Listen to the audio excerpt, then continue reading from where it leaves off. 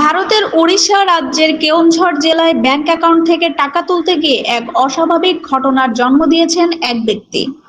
জিতু মুন্ডা নামের ওই ব্যক্তি তার মৃত বোন কালরা মুন্ডার ব্যাংক হিসাব থেকে অর্থ তুলতে দীর্ঘদিন চেষ্টা করছিলেন।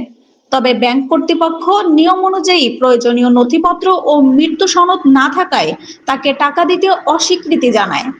অভিযোগ অনুযায়ী বারবার ব্যর্থ হওয়ার পর তিনি ক্ষুব্ধ হয়ে কবর থেকে তার বোনের দেহাবশেষ নিয়ে ব্যাংক শাখায় উপস্থিত হন। ঘটনাটি ঘটে মালিপসি এলাকার একটি ব্যাংকে। এ ঘটনায় ব্যাংক ও স্থানীয় এলাকায় ব্যাপক চাঞ্চল্যের সৃষ্টি হয় এবং পরে পুলিশ ঘটনাস্থলে পৌঁছে পরিস্থিতি নিয়ন্ত্রণে আনে। ব্যাংক কর্তৃপক্ষ জানিয়েছে, তৃতীয় পক্ষ হিসেবে টাকা তুলতে গেলে আইন অনুযায়ী মৃত্যু সনদ সহ নির্ধারিত কাগজপত্র জমা দিতে হয়। বিষয়টি বুঝিয়ে বলার পরও তিনি মানতে রাজি হননি।